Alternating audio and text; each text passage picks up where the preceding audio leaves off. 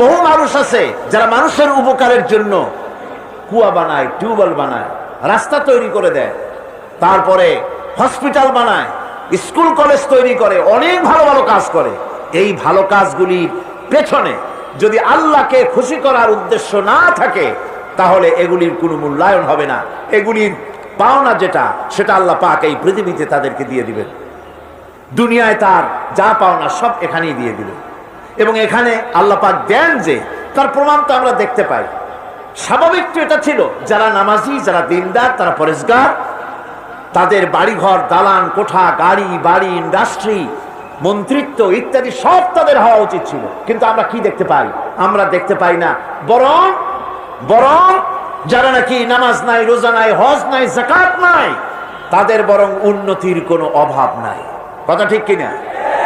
কথা ঠিক কিনা? তাহলে এটা হলো কেন? এইটা দিয়ে আপনাদের বিভ্রান্ত হওয়ার কোনো কারণ নাই। এটা দিয়ে বিভ্রান্ত হওয়ার কোনো কারণ নাই।